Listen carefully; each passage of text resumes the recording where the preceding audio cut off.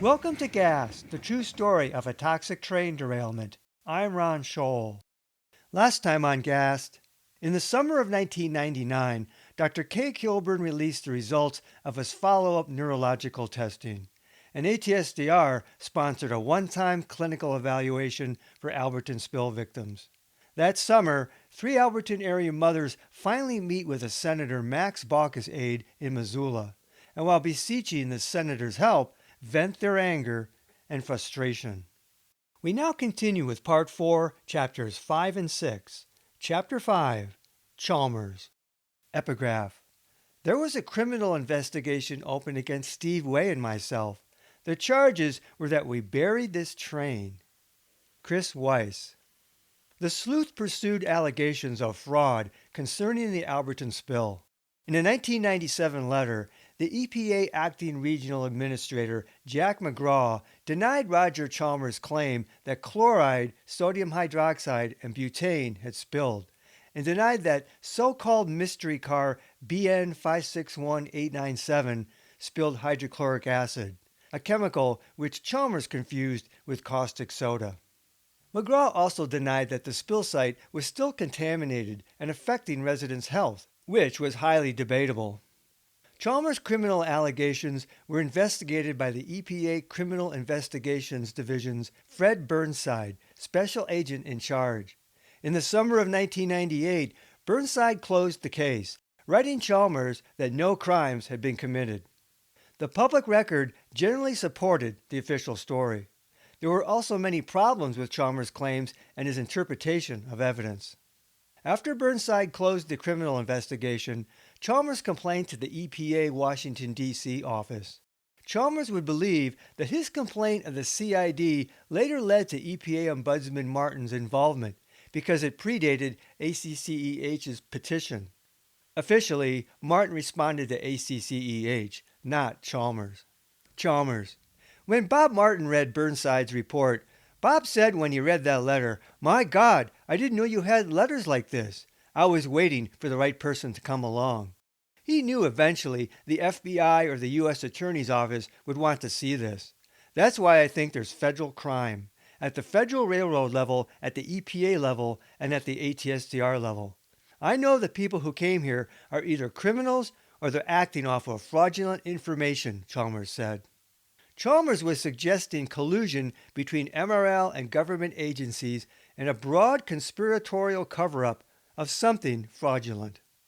Chalmers claimed that MRL's cover-up included burying certain train cars from the derailment. Chalmers got a copy of the VHS videotape that Russell Simmons shot from his house near the bottom of West Mountain Creek Road, north of the site, in 1996. The tape was difficult to watch because Simmons used no tripod and had a shaky hand. The resolution was poor as well.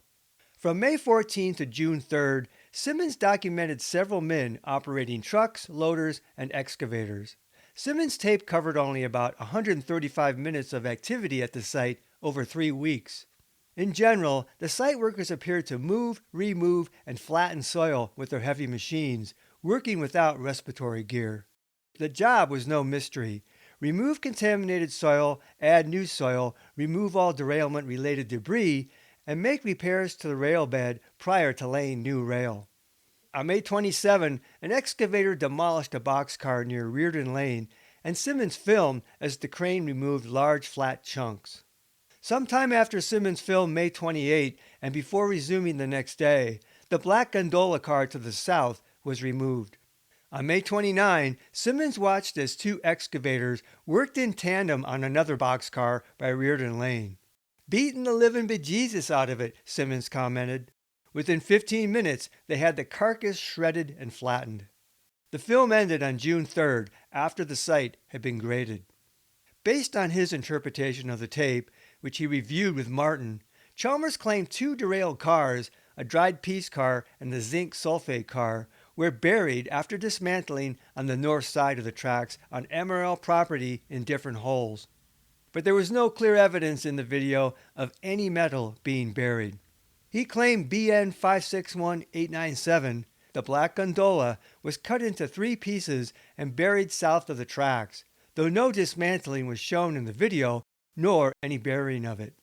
In sum, Chalmers believed that implied digging shown in brief video scenes was proof of excavating holes and burying dismantled cars. While the damaged tankers were hauled off-site, a damaged boxcar, such as the one Simmons filmed, could be dismantled on site. Presumably, the pieces still had scrap value. It was definitely buried, Chalmers claimed, of the zinc sulfate car. They smashed the car and buried it. He believed MRL buried the ends of the dismantled cars because they carried identification numbers. Near the end of the tape, Chalmers asked Martin, "When do you want to call the FBI?" Why would MRL bury these cars anyway? MRL's William Brodsky later testified that he wasn't aware of anything being intentionally buried at the site or in the right-of-way. Ken Holgard, FRA hazmat investigator, visited Chalmers at his request in 2000, telling him it was not a typical practice to bury cars on property, but it's legal, not a DOT regulatory area. The remaining legal issue concerned potential disposal of toxic waste or of contaminated rail cars, and that practice may have had precedence with MRL. Tom Barshaw, who laid fiber optic cable along the rail line, claimed that in the past, hazardous material was often buried on site by BNSF and MRL. He would sometimes plow cable through old derailment sites and find car parts and barrels. But again, neither the video nor any other source proved MRL buried any Alberton spill debris. In early 2000, Chalmers made a formal complaint to the FRA, which interviewed him and investigated the officially empty car BN 561897. Chalmers alleged that MRL transported a rail car containing hazardous material without proper shipping papers and later buried the car on site. FRA's Holgard told Chalmers that the BN car had been released from Klamath Falls on April 2, 1996, empty. It became part of the Alberton train, empty, but Holgard would investigate. The FRA concluded that the BN car was an empty gondola car. According to the FRA report, Chalmers accepted that MRL had not violated any hazardous materials regulations regarding BN 561897. But privately, Chalmers dismissed official claims. Late in 2000, Chalmers still believed a load of caustic soda was compromised from BN 561897 and contributed to acid rain and an exothermic reaction with the chlorine and the cressolate. When presented with facts contradicting one's beliefs, the more entrenched some people became. It didn't help that Chalmers really believed he was the right one to solve this mystery. Chalmers' initial questions were often reasonable, yet he continued to embrace speculative conclusions despite contradictory information. And again, he often exhibited a suspect interpretation of information to begin with. At times, the Chalmers seemed to hear what they wanted to hear. When asked if Martin had confirmed one of their allegations, Ada said yes, but that Martin had said very little. Ada: "He's very subtle when he gives you confirmation. He doesn't go on about it." Roger Chalmers tended to look for and find connections everywhere, and coincidences often seemed like confirmations of his worst suspicions. Something bad had happened, a toxic spill, and it became reasonable to the Chalmers to make speculative connections to explain why and how. Though Roger seemed to get certain facts wrong, and at times his speculation ran wild, I never believed that Chalmers told lies. But he often embraced theories and conclusions that appeared simply not true, and he saw potential conspiracy everywhere. The fundamental claim of the Chalmers that they were exposed to contamination from the spill and suffered injury, I believed was the truth. That truth seemed the foundation for the obsession that drove Roger to try and find out what had happened to his family. Visually disabled, he also had a lot of time on his hands. Chalmers also appeared to have a grandiose opinion of his involvement. When Martin first came to Missoula, Chalmers and Hodges were his main victim contacts, and Chalmers spent a few hours poring over information he had gathered with Martin. Chalmers later recalled from a private conversation with Martin, "He told me him and I were going to take this case on personally, and I said, 'Why me?' And he goes, 'You created the file.' I'm the one that made the allegations to Washington," Chalmers said.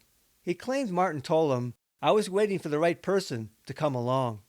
During an early evacuee meeting in 1996, Chalmers recalled Chris Weiss standing in the crowd with us instead of up with the board at the podium. Chalmers privately asked why Weiss was not up there with the authorities. He said, "Well, I'm not in agreement with them." He said to me, "It'll take someone like you to straighten this thing out." Chalmers had just met Weiss. "It made me wonder what he knew about me to say that to me," Chalmers said.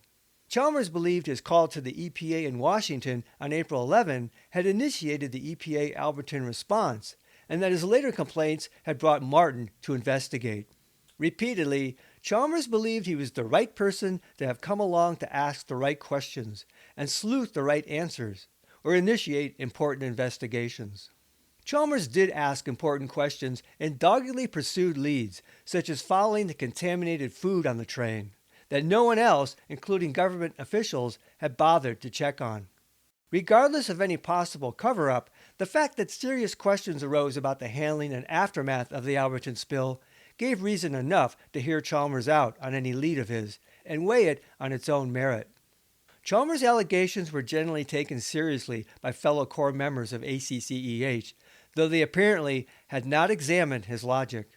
But his story also mattered because of the more questionable allegations he made. Some people already doubted that Chalmers were even exposed up in the 9 Mile. Did their various odd-sounding allegations hurt the credibility of other victims of ACCEH? What did it mean that Roger appeared to have the ear of Robert Martin, the EPA Ombudsman who was investigating victims' complaints after so many years? But while Martin initially received a lot of information and theories from Chalmers, it later became evident that little of it factored in Martin's investigation, which in fact seemed quite limited. By 2000, Chalmers believed that Martin was double-tasked as a special agent. "I'm sure it's CIA or FBI," he said. "He said to me he was tasked to come here. He had to file 8 months before he came here, from the White House. He said he had 2 questions for Chalmers. How did you do this, and will you go the long haul? I said, I am abnormal and I'm honest, and I'm in this for the long haul. I looked at stuff, and when it didn't match, I asked questions, and I pursued until there was some explanation that made sense," Chalmers said. However, in 2000, Roger now admitted, "I don't think it's a conspiracy to cover up by federal agencies anymore. I just think it's the volume that they deal with, and you have to somewhat trust the responsible reporting party. And most of the time it doesn't require a re-scrutinization. And if all the sickness had gone away like they said, it probably never would have been looked at again." His last statement was key to explaining his investigative effort. When I first met Roger Chalmers and listened to his highly involved personal story and investigations, I was open-minded. He was also spill friends with Hodges, a fellow sleuth, which lent him credibility. But with time, I began to question his conclusions and allegations.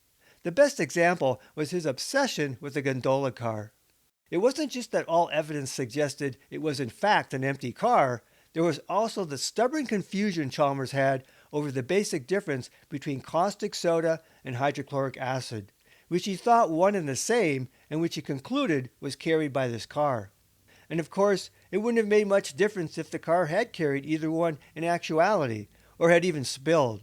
What had spilled was concern enough. But the main truth of his story boiled down to the truth of many spill victims. They were trying to understand why they were so sick for so long after being told repeatedly by health officials that they should be just fine.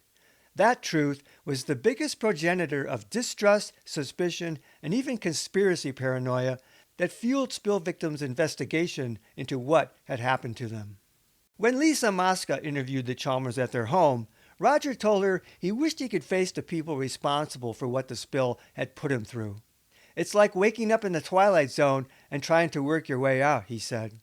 Those who settled because they thought it was just chlorine would like to believe the newspaper, like to believe Dennis Washington and MRL. I'd like to have believed them too and come home and resume my normal life. I tried.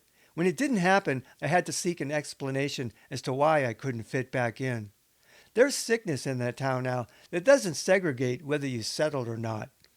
He wished MRL would build a hospital in Alberton and offer free health care for those still ill from the spill. In fact, a clinic seemed like a good idea. Ada, whose father had been a railroad engineer for 30 years with the BN, shared Roger's anger. If they poison the community, they damn well better take care of it, she said. To lie about it is stupid. And for a man who owns this railroad, this is nothing but a toy train to him, she said about Washington. He's so wealthy, it doesn't matter to him. He really doesn't care about the condition of the tracks. I'm not against railroads, I'm just against the way he's running this one. Roger later figured Martin's case would parallel his personal lawsuit. Speaking for the cases unresolved in 2000, Chalmers said, I don't think any of these victims should get less than $1 million. Still, for him, exposing the truth was paramount. I'll never agree not to show the truth, he said. I don't care how much they settle me for. I'll find some other way to say it. Ada told Martin of Roger, he's a man of principle, and he will fight to the death. I've seen it. He will not give up. Roger, well, I want a clear conscience. But the very next thing Ada said revealed other feelings. I get so tired. I go, God, I'd like to have a social life. Instead of a life consumed by illness and sleuthing. Chapter 6. Battles. November 1999, Robert Martin met Hodges, the Chalmers, and Dixie Robertson at the 10,000 Silver Dollar Bar 60 miles west of Alberton, near the Idaho border. Their agenda was to strategize. Martin first shared news he thought positive to the Alberton case. In July, a battle with EPA Region 8 escalated into a prize fight. The National EPA versus Bob Martin. The Shattuck waste site in Denver was the arena. It's a good thing for Alberton because they lost. This clears the way for you guys, Martin told the group in the bar's restaurant. The Shattuck case involved the EPA leaving tons of radioactive waste on an urban site, and of Martin's cases, Region 8 decided to fight this one to the death, he said. The EPA agreed to take the waste out just 2 days earlier. It was important to get Region 8 subdued. It was important to win, he said. Denver had the mayor, governor, a senator, and a representative behind the case, while Alberton had Senator Max Baucus. But Martin thought Alberton would now only have to wage 20% of the fight that Denver had. This past week, Martin also talked to ATSDR and made some suggestions. First, he said, don't make people meet where they can't meet or should not meet. It doesn't work. I'll say so formally. People get ill having to go where you want them to meet. He told ATSDR to set up a safe place or do video conferencing, and then people could really talk. Martin nodded affirmatively to the group. He implied they might get a new CAG if they wanted.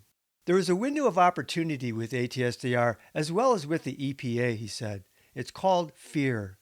Because of the Shattuck case, Colorado Senator Wayne Allard had introduced a bill to strengthen Martin's ombudsman position for 10 years with the EPA and with ATSDR. ATSDR was now willing to do things. This opportunity gives leverage, he said, so use it now. ATSDR only justifies the problems that feed them, Martin said. They keep them going, confirming criticism Hodges had long heard. Elsewhere, Martin told Hodges of ATSDR they want to run numbers games using epidemiological science. It takes years and the results are inconclusive. They're going to pour money into doing the epidemiological stuff over years to come and say that they are addressing all the health issues. Martin told ATSDR not to contract any more health testing until the EPA Emergency Response Team did new sampling. The ERT would have the lead on the EPA's protocol. Martin, you need to decide where the samples will be done. The group was thrilled. The victims were asked. He told them to push Region 8 Ombudsman Sonia Pennock for more documents that the EPA may have. With Shattuck, the EPA had told Martin that they couldn't release certain documents. Martin had gone to the chair of the Environment and Public Works Committee in the U.S. Senate to make Region 8 relent. Now Region 8 can no longer withhold this kind of stuff, he said. The EPA had admitted to backroom deals and meeting with corporate agents past the public comment period. Martin displayed a new cynicism toward Baucus. Leave him alone and shame him, he said. Back off on him. Because he won't sign on because it's the right thing to do. He's not a friend. He's only someone you cornered. The objective is to keep him cornered. When Hodges asked about their homes, Martin suggested they put permanent relocation on the table. By victims raising the issue, the banks would question foreclosing on such property. So the strategy was to write letters, try and get Senator Burns on board, and help write the ERT test sampling plan. Martin, play the documents in the press. Martin didn't realize that his investigations, both in Denver and now in Alberton, had gotten almost no press in Missoula. Martin's involvement confirmed to ACCEH that they weren't just a bunch of crazies railing against the government. The EPA Ombudsman himself was highly critical of the EPA and ATSDR, and made clear that forces worked against the welfare of people beyond mere bureaucratic indifference and bungling. Now you're prepared to move out, Martin concluded. It's going to be rough, but you're prepared to fight and able to fight a better fight. For Robert Martin, Denver had been his high noon. During decades of chemical processing, the 6-acre Shattuck chemical site in urban residential Denver was contaminated with uranium, radium, and heavy metals. In 1992, the EPA abruptly reversed their original decision to remove the soil and decided to create an on-site 15-foot-high capped monolith, despite residents' fears of contaminated groundwater. The site was expected to be a health hazard for 16,000 years. Residents wanted the waste removed and spent 5 years petitioning Region 8 EPA to review the decision, only to be denied. They claimed the EPA held information about the site in secret. After residents appealed to Republican Senator Wayne Allard in 1998, he became outraged when the EPA refused to conduct a public hearing. Allard held up confirmation of Superfund Program Director and National EPA Assistant Administrator Tim Fields until he got a guarantee of an independent investigation by Martin. The EPA capitulated. In September 1999, Martin held his first public hearing to air his findings and gather testimony. The director of the ERT dropped the bombshell that the Shattuck site cap, designed to last 200 years, would likely fail within 5 to 15 years. Furthermore, the cost of monitoring would likely equal the cost of removal. The EPA had originally cited Shattuck's refusal to bear the cost of removal in justifying the monolith. The Ombudsman hearing brought tearful testimony from residents who said this was the first time anyone from EPA took their concerns seriously. One woman testified that the Shattuck experience of being lied to and then ignored by the EPA destroyed her trust in government. As a result of his own Shattuck experience, Senator Allard introduced in October 1999 legislation to reauthorize the office of the EPA Ombudsman, which had expired in 1989 but kept on as EPA policy, and make it more independent. The Ombudsman's investigation brought integrity back into the process, Allard told Congress later. Without the Ombudsman's work, a trusted federal agency would have been able to successfully hide the truth from the very people it is charged to protect. Currently, Martin got his budget through the EPA and reported to Assistant Administrator Fields. Allard's proposed Ombudsman Reauthorization Act provided the office with its own budget, and the Ombudsman would report to Congress. Allard warned that the EPA was attempting to restructure the office and curtail Ombudsman power, and Martin acknowledged the EPA had tried to tell him what cases he could investigate. Shattuck had reverberated to the highest levels of the EPA. Martin later charged the EPA of convening a special task force comprised of representatives from all the regional offices, the Office of General Counsel, and the Office of Inspector General. The task force developed guidelines to restrict the independence of the National Ombudsman function, he said. The EPA versus Martin played out in the court of D.C. politics. Critics of the EPA, such as the Project on Government Oversight, claim the agency often cut deals with polluters. Citizens relied on the Ombudsman as their only recourse. In the Denver Post, Allard charged in an editorial that the EPA reversed its original decision to remove the waste following a secret meeting between Shattuck's attorneys, the EPA, and the Colorado Department of Health. Allard said Martin uncovered documents hidden from the public, and as a result, the National EPA administration under Carol Browner now sought to eliminate Martin's office. The existence of many documents was previously unknown, because the EPA originally declared the index of privileged documents itself as privileged. At the end of October, Martin recommended removal of the waste. Just before Martin met with Alberton victims in November, Fields announced a revisit to the Shattuck decision, which Martin and the media interpreted as certain removal of the waste. Allard called the Denver activist residents true heroes in every sense of the word. They took on the EPA, the state of Colorado, and Citigroup and won. Their successful fight to regain their neighborhood has made them a role model for other communities around this country that are engaged in similar battles with EPA, Allard wrote. Martin characterized most of his cases as bureaucratic mistakes by the EPA, but sometimes he discerned environmental injustice, a lack of regard for the community involved, if not outright contempt. Shattuck was one such instance. Martin's battle over Shattuck served to reinforce distrust over the EPA handling of Alberton. Not only could the EPA make big mistakes, they could conspire with the polluter at the cost of threatening the health of residents, and then lie about it. Though his Shattuck battle appeared at an end, the fallout would threaten the very existence of Martin's office. If Hodges thought Shattuck reflected failure to protect the public interest, what transpired in Libby, Montana was a nightmare. In late 1999, the Libby asbestos story exploded like a time bomb, much the way the disease asbestosis did. But the appalling truth was this story had been ignored by everyone, the state, the EPA, the media, for years and years and years. In a perverse way, Libby gave hope to some Alberton victims. If the indisputable asbestos horrors of Libby could be ignored, perhaps it bolstered the case that Alberton complainers weren't just a bunch of greedy litigants, and their story could make its way out from under its rock of official apathy. Ironically, it appeared that the only reason the Libby story broke at all was because of pending litigation.